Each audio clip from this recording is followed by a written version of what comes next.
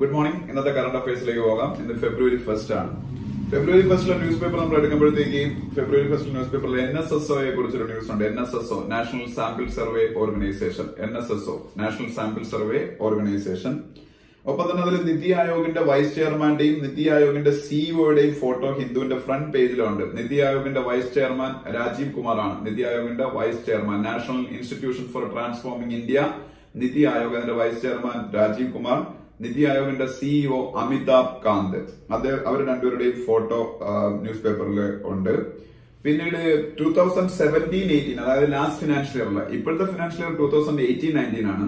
2017-18 previous financial ഇയറിൽ GDP growth estimate CSO government of India ഇപ്പൊ പുറത്തിറക്കി. മുമ്പേ അത് പിന്നീട് പറഞ്ഞിരുന്ന 6.7% ഇന്ത്യ ഗ്രോ ചെയ്തു 2017-18 എന്നാണ്. പക്ഷെ ആ ഡേറ്റ റിവൈസ് ചെയ്തു. അപ്പൊ ഇപ്പോഴത്തെ പുതിയ റിവിഷൻ അനുസരിച്ച് 2017-18 ഇന്ത്യയുടെ GDP ഗ്രോത്ത് റേറ്റ് 7.2% ആണ്. 7.2%. ഒന്നുകൂടെ ശ്രദ്ധിക്കുക, 17-18 is the previous financial year. India's growth rate during that period, last financial year, was 7.2% as per the latest revised data of Government of India. അതാണ്, അല്ലാതെ ഈ വർഷത്തെ അല്ല. ഈ വർഷത്തെ ഇപ്പൊ നടന്നുകൊണ്ടിരിക്കുന്ന ഈ വർഷം 18-19. പിന്നെ ഹർഷവർദ്ധൻ ശൃംഖലയുടെ ഒരു ഫോട്ടോ ഉണ്ട്. ഹർഷവർദ്ധൻ ശൃംഖല, SHIRINGLA, SHIRINGLA, Harshvardhan Shringla, India's ambassador to United States of America. India's ambassador to United States of America. പിന്നെ ഇന്നത്തെ ദിവസത്തിന്റെ പ്രത്യേകത ഉണ്ട്. ഫെബ്രുവരി 1 ആണ്. ഫെബ്രുവരി 1 is the day every year Government of India used to present the budget.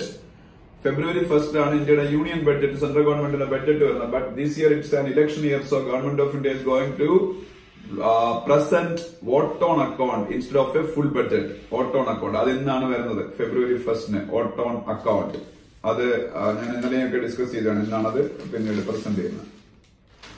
പിന്നീട് നമ്മൾ സ്പോർട്സ് പേജിലേക്ക് പോകുമ്പോൾ ഐ ലീഗിനെ കുറിച്ചൊരു ന്യൂസ് ഉണ്ട്. ഐ ലീഗ് എന്ന് പറഞ്ഞാൽ ഇന്ത്യയിലെ ഒരു ഫുട്ബോൾ ലീഗാണ്. ISLനെ കുറിച്ചൊരു ന്യൂസ് ഉണ്ട്. ISL വേറൊരു ഫുട്ബോൾ ലീഗാണ്. So simultaneously 2 football leagues are going on in our country, I league and ISL, Indian super league and I league. പിന്നെ ഡേവിസ് കപ്പ് ടെന്നീസ് ടൂർണമെന്റ് അത് ഇന്ന് നടക്കുവാണ്. ഡേവിസ് കപ്പ് എന്ന് പറയുന്നത് എല്ലാവർക്കും അറിയാം, മെയിൽ ടീം ടെന്നീസ് ചാമ്പ്യൻഷിപ്പ് ആണ്. ഇന്ത്യയും ഇറ്റലിയും തമ്മിലാണ് ഇന്നിപ്പോ മാച്ച് നടക്കുന്നത്. ഒരുപാട് മാച്ച് ലോകത്തിന്റെ പല ഭാഗങ്ങളിലായിട്ട് പല രാജ്യങ്ങളും തമ്മിൽ നടക്കുന്നുണ്ട്. ഇന്ത്യയും ഇറ്റലിയും തമ്മിൽ മാച്ച് നടക്കുന്നത്. അതിൽ ഇന്ത്യയിലെ ഒരു പ്ലെയറിന്റെ ഫോട്ടോ ഉണ്ട്, രാംകുമാർ രാമനാഥൻ.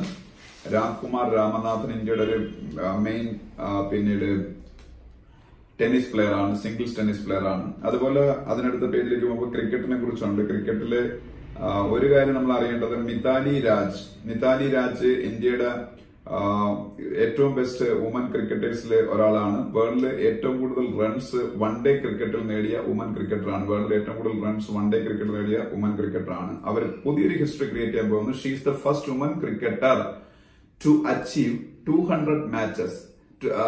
ആ ഒരു അച്ചീവ്മെന്റ് ഉണ്ടെങ്കിൽ ടു പ്ലേ ഇൻ 200 മാച്ചസ്, 200 മാച്ചസിൽ ഇന്റർനാഷണൽ വൺ ഡേ മാച്ചസിൽ കളിക്കുന്ന first woman cricketer in the world ആരാണെന്ന് വെച്ചാൽ മിതാലി രാജാണ്. അതുപോലെ ഏറ്റവും കൂടുതൽ മാച്ചസിൽ ക്യാപ്റ്റനായ റെക്കോർഡും അവർക്കാണ്. വേൾഡ് ക്രിക്കറ്റിൽ ഏറ്റവും കൂടുതൽ മാച്ചസിൽ ക്യാപ്റ്റനായ വുമൻ ക്രിക്കറ്റർ എന്നുള്ള റെക്കോർഡും മിതാലി രാജിന്റെ പേരിലാണ്. അപ്പൊ അത് അറിഞ്ഞിരിക്കുക. 3 അച്ചീവ്മെന്റ്സ് ഞാൻ പറഞ്ഞു. Mithali Raj is the player who scored maximum number of runs in one day international cricket. അത് ഒരു അച്ചീവ്മെന്റ് അവരുടെ.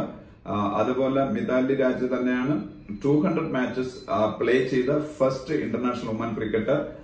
അത് അവരുടെ അനദർ അച്ചീവ്മെന്റ്. മറ്റൊരു അച്ചീവ്മെന്റ്, ഒരു കൺട്രിക്ക് വേണ്ടി ഏറ്റവും കൂടുതൽ മാച്ചസിൽ ക്യാപ്റ്റനായ റെക്കോർഡും മിതാലി രാജിനാണ്. ഇതെല്ലാം വേൾഡ് റെക്കോർഡ്സ് ആണ്. പിന്നെ ഫെഡറൽ റിസർവിനെ കുറിച്ചൊരു ന്യൂസ് ഉണ്ട്. ഫെഡറൽ റിസർവ് എന്ന് പറഞ്ഞാൽ യുഎസിന്റെ സെൻട്രൽ ബാങ്ക് ആണ് ഫെഡറൽ റിസർവ്. യുഎസിന്റെ സെൻട്രൽ ബാങ്ക് ആണ് ഫെഡറൽ റിസർവ്. അതുപോലെ തന്നെ ഫെഡറൽ റിസർവ് ചെയർമാൻ, പിന്നീട് ലോകത്തിലെ ഏറ്റവും വലിയ സെൻട്രൽ ബാങ്കും ഫെഡറൽ റിസർവ് ആണ്. അവരാണ് US ഡോളർ ഇഷ്യൂ ചെയ്യുന്നത്. അതിന്റെ ചെയർമാൻ പിന്നീട് ജെറോം പവൽ. പിന്നെ സുബ്രത റോയിയുടെ ഒരു ഫോട്ടോ ഉണ്ട്. സുബ്രത റോയ് ഇന്ത്യയിൽ ഒരു ട്രബിൾ സം കമ്പനി അല്ലെങ്കിൽ പ്രോബ്ലംസ് ഫേസ് ചെയ്യുന്ന കമ്പനിയായ സഹാറയുടെ ചെയർമാനാണ് സുബ്രത റോയ്. പിന്നെ റിസർവ് ബാങ്ക് ഓഫ് ഇന്ത്യ 3 ബാങ്കുകളെ പ്രോംപ്റ്റ് കറക്റ്റീവ് ആക്ഷൻ ഫ്രെയിംവർക്കിൽ നിന്ന് പുറത്തു കൊണ്ടുവന്നു. Prompt corrective action framework, PCA framework. PCA അല്ലെങ്കിൽ പ്രോംപ്റ്റ് കറക്റ്റീവ് ആക്ഷൻ ഫ്രെയിംവർക്ക് എന്ന് പറയുന്നത് ബാങ്കുകൾ NPA പ്രോബ്ലം ഒരു പരിധിയിൽ കൂടുമ്പോൾ നോൺ പെർഫോമിംഗ് അസറ്റ്സ് ആണ് NPA അല്ലെങ്കിൽ ബാഡ് ലോൺസ്, കിട്ടാക്കടം. ഇതൊരു പരിധിയിൽ കൂടുതൽ പെരുകുമ്പോൾ ആ ബാങ്കുകളെ കൂടുതൽ നിരീക്ഷണത്തിന് വേണ്ടിയിട്ട് they will be put under PCA framework, prompt corrective action framework. ആ ഫ്രെയിംവർക്കിൽ പെട്ടിരുന്ന 3 ബാങ്കുകൾ ഇപ്പൊ പുറത്തു കൊണ്ടുവരാൻ തീരുമാനിച്ചു. Because there health position improved. Financial health position ആണ് ഉദ്ദേശിച്ചത്. Bank of India, bank of Maharashtra and oriental bank of commerce. Bank of India, bank of Maharashtra and oriental bank of commerce, ഈ 3 ബാങ്കുകളും PCA ഫ്രെയിംവർക്കിന് വെളിയിൽ വന്നു. അതുപോലെ കോർ സെക്ടർ ഗ്രോത്തിനെ കുറിച്ചുള്ള news ഉണ്ട്. Core sector growth എല്ലാ മാസവും ആ ന്യൂസ് വരുന്നതാണ്. ഞാൻ എപ്പോഴും അത് പറയാറുണ്ട്. കോർ സെക്ടർ എന്ന് പറയുന്നത് 8 സെക്ടേഴ്സിനെയാണ്, ഇൻഡസ്ട്രിയുടെ 8 സെക്ടേഴ്സിനെയാണ് കോർ സെക്ടേഴ്സ് എന്ന് പറയുന്നത്. അത് ഏതൊക്കെയാണെന്ന് വെച്ചാൽ steel, cement, electricity, coal, crude oil, natural gas, refinery products and fertilisers. Steel, cement, electricity, coal, crude oil, natural gas, refinery products and fertilisers. അങ്ങനെ മൊത്തം 8 എണ്ണം. പിന്നെ അത് കഴിഞ്ഞ് ഇന്റർനാഷണൽ പേജിലേക്ക് പോകുമ്പോൾ എന്നത്തെയും ന്യൂസുകൾ തന്നെയാണ്. ബ്രെക്സിറ്റിനെ കുറിച്ചൊരു ന്യൂസ് ഉണ്ട്. ബ്രിട്ടന്റെ എക്സിറ്റ് ഫ്രം യൂറോപ്യൻ യൂണിയൻ എല്ലാവർക്കും അറിയാം. വെനിസ്വേലയിലെ പ്രോബ്ലംസിനെ കുറിച്ചുള്ള ന്യൂസ് ഉണ്ട്. അതൊക്കെ നമ്മൾ എന്നും ഡിസ്കസ് ചെയ്യുന്നുണ്ട്. അതൊക്കെ തന്നെയാണ് വേൾഡ് പേജിൽ നിന്നുള്ള ന്യൂസുകൾ എന്ന് പറയുന്നത്. ഇനി നമ്മൾ അത് കഴിഞ്ഞ് നാഷണൽ പേജിലേക്ക് പോകുമ്പോൾ പിന്നീട് ഇന്ന് അവതരിപ്പിക്കാൻ പോകുന്ന ഇന്റരിം ബഡ്ജറ്റ് അല്ലെങ്കിൽ ഓട്ട് ഓൺ അക്കൗണ്ടിനെ കുറിച്ചൊരു ന്യൂസ് ഉണ്ട്. രാജ്യസഭയുടെ ചെയർമാന്റെ പേരുണ്ട്. രാജ്യസഭയുടെ ചെയർമാൻ എല്ലാവർക്കും അറിയാം, ഉപരാഷ്ട്രപതിയാണ്. വൈസ് പ്രസിഡന്റ് ഓഫ് ഇന്ത്യയാണ് രാജ്യസഭ ചെയർമാൻ. ഇപ്പൊ അത് വെങ്കയ്യ നായിഡു ആണ്. ഞാനതല്ല പറയാൻ വന്നത്. രാജ്യസഭയിലെ opposition leader Ghulam Nabi Azad. രാജ്യസഭയിലെ opposition leader Ghulam Nabi Azad ആണ്. GHULAM, ഗുലാം നബി ആസാദ്. പിന്നെ അത് കഴിഞ്ഞ് അതിനടുത്ത പേജിലേക്ക് പോകുമ്പോൾ എഡിറ്റോറിയൽസ് ആണ്. ഫസ്റ്റ് എഡിറ്റോറിയൽ ചന്ദ കൊച്ചാറിനെ കുറിച്ചുള്ള എഡിറ്റോറിയലാണ്. ചന്ദ കൊച്ചാർ ICICI ബാങ്കിൽ നിന്ന് പുറത്താക്കപ്പെട്ടു. ഇപ്പോ ICICI ബാങ്കിൽ നിന്ന് ഓൾറെഡി അവർ CEO പൊസിഷനിൽ നിന്ന് മാറ്റിയിരുന്നു. എന്നിട്ടാണ് സന്ദീപ് ബക്ഷി ICICI ബാങ്കിന്റെ CEO ആയത്. Current CEO of ICICI bank Sandeep Bakshi. പക്ഷെ സന്ദീപ് ബക്ഷി ആക്കിയെങ്കിലും ICICIയിൽ നിന്ന് ചന്ദ കൊച്ചാറിനെ പുറത്താക്കിയിട്ടില്ലായിരുന്നു. പക്ഷെ ചന്ദ കൊച്ചാറിന്റെ ആയിട്ട് ബന്ധപ്പെട്ട ഒരു ലോൺ ഫ്രോഡ് അന്വേഷിച്ചു ICICI ബാങ്ക്. ICICI ബാങ്കിന് വേണ്ടി അത് അന്വേഷിച്ചത് ശ്രീകൃഷ്ണ കമ്മിറ്റിയാണ്. ശ്രീകൃഷ്ണ കമ്മിറ്റിയാണ് ICICI ബാങ്കില് ഈ ഫ്രോഡ് അന്വേഷിച്ചത്. അപ്പോ അവരുടെ കണ്ടെത്തലിന്റെ അടിസ്ഥാനത്തിൽ ICICI ബാങ്കിലെ CEO ആയിരുന്ന Chanda Kochhar code of conduct violate ചെയ്തതായിട്ട് കണ്ടെത്തി. കോഡ് ഓഫ് കണ്ടക്ട്, അതിന്റെ അടിസ്ഥാനത്തിലാണ് ICICI ബാങ്ക് ഇന്നലെ ചന്ദ കൊച്ചാറിനെ പുറത്താക്കിയത്. അതിനെക്കുറിച്ചാണ് ഹിന്ദുവിലെ ഫസ്റ്റ് എഡിറ്റോറിയൽ. അപ്പോൾ current CEO of ICICI bank is Sandeep Bakshi. പിന്നെ രണ്ടാമത്തെ editorial on A cliff edge എന്ന് പറഞ്ഞാണ്. ഓൺ എ ക്ലിഫ് എഡ്ജ് എന്ന് പറഞ്ഞ എഡിറ്റോറിയൽ എന്താണെന്ന് വെച്ചാൽ ഈ മാർച്ച് 29, ഇന്നിപ്പോ ഫെബ്രുവരി 1 മാർച്ച് 29 യൂറോപ്യൻ യൂണിയനിൽ നിന്ന് ബ്രിട്ടൻ ഫോർമലി എക്സിറ്റ് ചെയ്യേണ്ടതായിരുന്നു. അതിനാണ് ബ്രെക്സിറ്റ് എന്ന് അറിയപ്പെടുന്നത്. But because of many political reasons it is not going to happen. അപ്പോ Theresa May, British prime minister, is facing a lot of challenges regarding this Brexit issue. അപ്പോ അതിനെക്കുറിച്ച് ഉള്ള അവിടുത്തെ internal political കമ്പൽഷൻസും അതുപോലെ European യൂണിയന്റെ അകത്തുള്ള ഇതുമായിട്ട് ബന്ധപ്പെട്ട പ്രോബ്ലംസ്, ഇതിനെക്കുറിച്ചുള്ള എഡിറ്റോറിയലാണ് ഹിന്ദുവിലെ സെക്കൻഡ് എഡിറ്റോറിയൽ എന്ന് പറയുന്നത്. ഇനി അതിനടുത്ത പേജിലേക്ക് പോകുമ്പോൾ GSAT-31, ഇന്ത്യയുടെ ഒരു കമ്മ്യൂണിക്കേഷൻ സാറ്റലൈറ്റ് ആണ് GSAT-31. അത് നെക്സ്റ്റ് വീക്കില് പിന്നീട് ലോഞ്ച് ചെയ്യാൻ പോവുകയാണ്. പക്ഷേ ശ്രീഹരിക്കോട്ടയിലെ സതീഷ് ധവാൻ സ്പേസ് സെന്ററിൽ നിന്ന് അല്ല ഇത് ലോഞ്ച് ചെയ്യുന്നത്, ഫ്രഞ്ച് ഗയാനയിൽ നിന്നാണ്. ഫ്രഞ്ച് ഗയാന GUIANA, ഫ്രഞ്ച് ഗയാനയിലെ കൗറൂവിൽ നിന്ന്, KOURU, ഫ്രഞ്ച് ഗയാനയിലെ കൗറൂവിൽ നിന്ന് നെക്സ്റ്റ് വീക്കിൽ ലോഞ്ച് ചെയ്യും ഇന്ത്യയുടെ ന്യൂ കമ്മ്യൂണിക്കേഷൻ സാറ്റലൈറ്റ് GSAT-31. പോക്സോയുടെ expansion, protection of children from sexual offences act എന്നാണ്. POCSO act, POCSO act, protection of children from sexual offences act, POCSO act. ഇനി നമുക്ക് തേഴ്സ്ഡേയിലെ ന്യൂസ് പേപ്പർ, ഇന്നലത്തെ ന്യൂസ് പേപ്പർ അത് നോക്കുമ്പോഴത്തേക്ക് മെയിൻ ന്യൂസ് ഓൾറെഡി ഞാൻ പറഞ്ഞു കഴിഞ്ഞാൽ ICICI bank sacks Chanda Kochhar, അത് പറഞ്ഞു. അപ്പൊ നമ്മൾ അറിയേണ്ട ശ്രീകൃഷ്ണ കമ്മിറ്റി, ഒരുപാട് ശ്രീകൃഷ്ണ കമ്മിറ്റി ഉണ്ട്. എല്ലാം ജസ്റ്റിസ് BN ശ്രീകൃഷ്ണയുടെ നേതൃത്വത്തിലുള്ളതാണ്. റിട്ടയർഡ് സുപ്രീം കോടതി ജഡ്ജിയാണ് ജസ്റ്റിസ് BN ശ്രീകൃഷ്ണ. അദ്ദേഹത്തിന്റെ നേതൃത്വത്തിൽ ഒരുപാട് ശ്രീകൃഷ്ണ കമ്മിറ്റീസ് ഉണ്ട്. പക്ഷെ ICICI ബാങ്കിൽ ലോൺ ഫ്രോഡ് ഒക്കെ അന്വേഷിച്ച കമ്മിറ്റി എന്ന് വെച്ചാൽ അതും ഈ ശ്രീകൃഷ്ണ കമ്മിറ്റി തന്നെയാണ്. ഫിസ്ക്കൽ ഡെഫിസിറ്റ് എന്ന് പറയുന്നത് ഇൻകമും എക്സ്പെൻഡിച്ചറും തമ്മിലുള്ള ഒരു രാജ്യത്തിന്റെ ഡിഫറൻസിനെയാണ് ഫിസ്ക്കൽ ഡെഫിസിറ്റ് എന്ന് പറയുന്നത്. ഫിസ്ക്കൽ ഡെഫിസിറ്റ് റെസീപ്റ്റ്സും എക്സ്പെൻഡിച്ചറും തമ്മിലുള്ള ഡിഫറൻസ്, അതാണ് ഫിസ്ക്കൽ ഡെഫിസിറ്റ്. പിന്നീട് റെഡ് ക്രോസ് ഈ യുദ്ധസമയത്തൊക്കെ പരിക്കേൽക്കുന്ന ആൾക്കാരെയൊക്കെ പിന്നീട് സംരക്ഷിക്കുകയും അവർക്ക് വേണ്ട മെഡിക്കൽ ട്രീറ്റ്മെന്റ് കൊടുക്കുന്ന ഒരു വോളണ്ടിയർ ബേസ്ഡ് ഓർഗനൈസേഷൻ ആണ് റെഡ് ക്രോസ് എന്ന് പറയുന്നത്. റെഡ് ക്രോസ് സ്വിറ്റ്സർലൻഡിലെ ജനീവയാണ് എന്റെ ഹെഡ് ക്വാർട്ടേഴ്സ്. പിന്നീട് മെയിൻലി അതിന്റെ ഫൗണ്ടർ എന്ന് പറഞ്ഞാൽ ഹെൻറി ഡുനന്റ് ആണ്. Henry Dunant DUNANT red cross. പിന്നെ ഗ്രാമിയെ കുറിച്ചൊരു ന്യൂസ് ഉണ്ട്. ഗ്രാമി പിന്നീട് ഓസ്കാർ സിനിമയ്ക്ക് എന്താണോ അതാണ് ഗ്രാമി മ്യൂസിക്കിൽ ഓസ്കാർ എന്നാണെങ്കിൽ ഗ്രാമിയെ പറയാം. പിന്നെ സ്പോർട്സ് പേജിലേക്ക് പോകുമ്പോൾ ഒരു വലിയ ചെസ് പ്ലെയർ റിട്ടയർ ചെയ്യുന്നതിനെ കുറിച്ചൊരു ന്യൂസ് ഉണ്ട്. വ്ളാഡിമിർ ക്രാംനിക്, വിശ്വനാഥൻ ആനന്ദിന്റെ ഏറ്റവും വലിയ ഒപ്പോണന്റ്സിൽ ഒരാളായിരുന്നു വ്ളാഡിമിർ ക്രാംനിക്,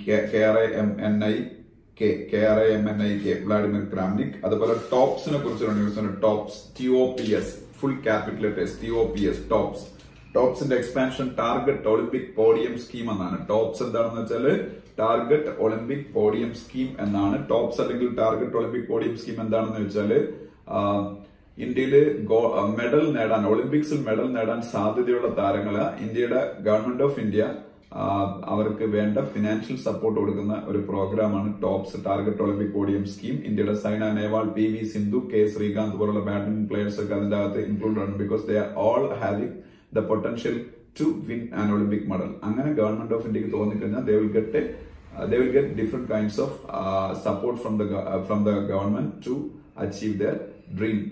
അത് നമുക്ക് നമ്മുടെ രാജ്യത്തിന്റെ നാഷണൽ പ്രൈഡും ആയിരിക്കും. അപ്പൊ അതിനു വേണ്ടിയിട്ടാണ് ടോപ്സ് എന്ന് പറയുന്ന scheme, target Olympic podium scheme. ഇന്ത്യയുടെ ഹിസ്റ്ററിയിൽ ഏറ്റവും ഉയർന്ന വേൾഡ് റാങ്കിംഗ് നേടിയ TT പ്ലെയർ ആണ് G Satyan.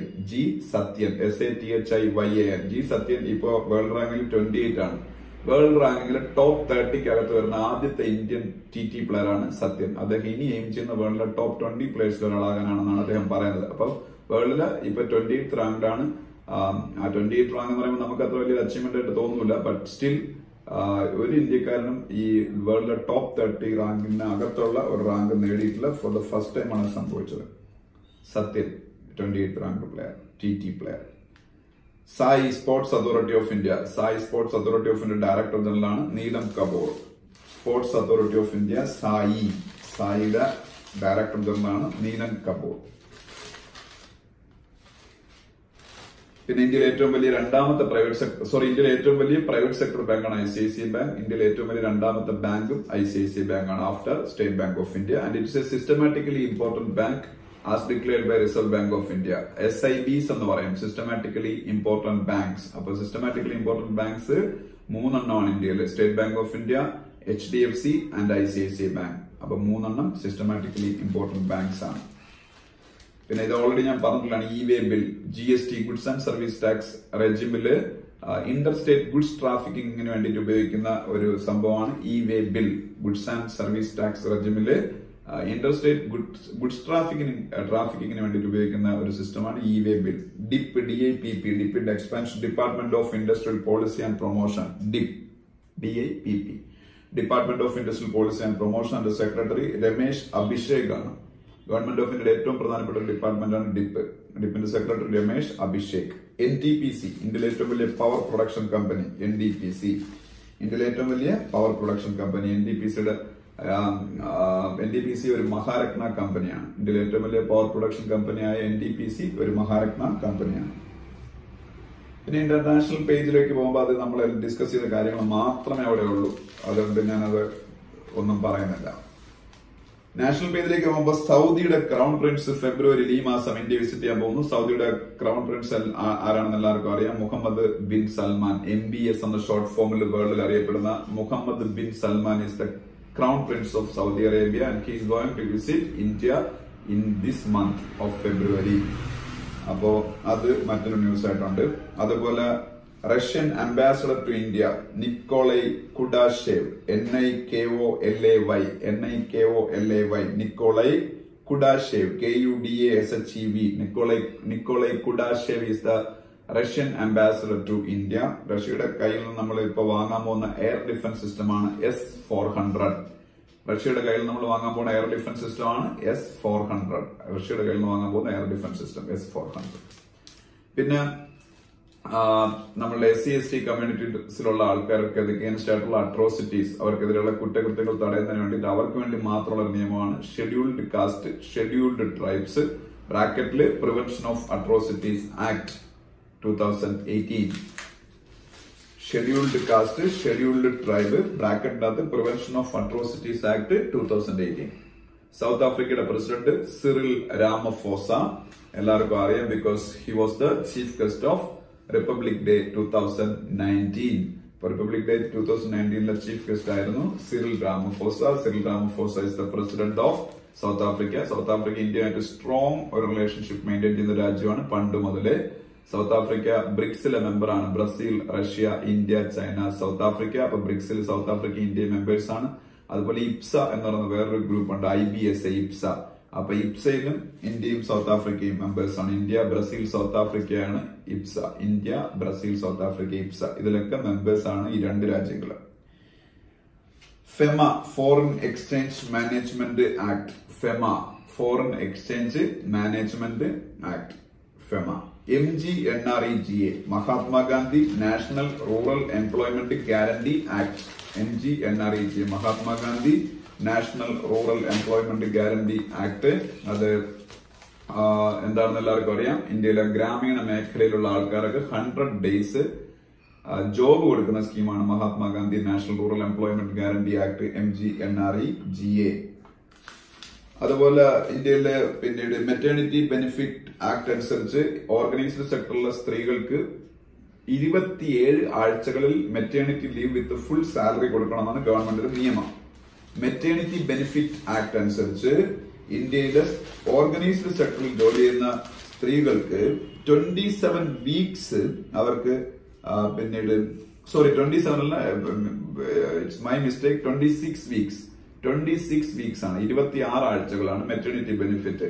ഗവൺമെന്റ് ഓഫ് ഇന്ത്യയുടെ സ്ഥാപനങ്ങളിലും സ്റ്റേറ്റ് ഗവൺമെന്റ് സ്ഥാപനങ്ങളിലും ജോലി ചെയ്യുന്ന ഗവൺമെന്റ് ഉദ്യോഗസ്ഥർക്ക് അതുണ്ട്. പക്ഷേ പ്രൈവറ്റ് കമ്പനീസ് ആയിരുന്നാലും എന്തായിരുന്നാലും ഓർഗനൈസ്ഡ് സെക്ടറിൽ വർക്ക് ചെയ്യുന്ന ലേഡീസിന് ഇനി മുതൽ 26 ആഴ്ചകൾ അവർക്ക് ഗവൺമെന്റ് അല്ലാത്ത സ്ഥാപനങ്ങളിൽ വർക്ക് ചെയ്യുന്നവർക്കും വിത്ത് സാലറി പിന്നീട് മെറ്റേണിറ്റി ബെനിഫിറ്റ് ആയിട്ട് കൊടുക്കണമെന്നാണ്. 10 എംപ്ലോയീസിൽ കൂടുതലുള്ള സ്ഥാപനങ്ങൾക്കെല്ലാം ഇത് ആപ്ലിക്കബിൾ ആണ്. 10 എംപ്ലോയീസിൽ കൂടുതൽ എംപ്ലോയീസ് ഉള്ള സ്ഥാപനങ്ങൾക്കെല്ലാം ഇത് ആപ്ലിക്കബിൾ ആണ്. 26 weeks maternity, but only for 2 children, first 2 children, 2 കുട്ടികൾക്ക് മാത്രമാണ് ഇത് കിട്ടുന്നത്. CAG of India, comptroller and auditor general of India, Rajeev Maharshi. CAG, comptroller and auditor general of India, Rajeev മഹർഷിയാണ് CAG of India. REIT, full capital letters on REIT, Real Estate Investment Trust. REIT, Real Estate Investment Trust. Real Estate Investment Trust, REIT expansion നടന്നിരിക്കുക. DGH, hydrocarbon sector regulator ആണ് DGH, Director General of Hydrocarbons. DGH, Director General of Hydrocarbons, DGH. Bombay Stock Exchange Index, Sensex. National Stock Exchange Index, Nifty. Bombay Stock Exchange Index, Sensex. National Stock Exchange Index, Nifty. Bombay stock എക്സ്ചേഞ്ചിന്റെ Sensex calculate ചെയ്യുന്നത് 30 shares ഉപയോഗിച്ചു. National stock exchange index Nifty calculate ചെയ്യുന്നത് 50 shares വെച്ചാണ്. പിന്നെ axis ബാങ്കിന്റെ സിഇഒയുമായിട്ടൊരു interview ഉണ്ടതിൽ axis ബാങ്കിന്റെ CEO Amitabh ചൌധരിയാണ്. ഇന്ത്യയിലെ ഏറ്റവും വലിയ 3ാമത്തെ private sector bank after ICICI bank and HDFC bank, അതാണ് ആക്സിസ് ബാങ്ക്. ആക്സിസ് ബാങ്കിന്റെ സിഇഒ അമിതാഭ് ചൌധരി. വേൾഡിലെ ഏറ്റവും വലിയ ഫർണിച്ചർ മാനുഫാക്ചറേഴ്സ് ആണ് IKEA. വേൾഡിലെ ഏറ്റവും വലിയ ഫർണിച്ചർ മാനുഫാക്ചറേഴ്സ് ആണ് IKEA. അത് എവിടെയാണെന്ന് വെച്ചാൽ അത് ഏത് കൺട്രിയിലെ കമ്പനിയാണെന്ന് വെച്ചാൽ സ്വീഡിഷ് കമ്പനിയാണ്. IKEA is A Swedish company.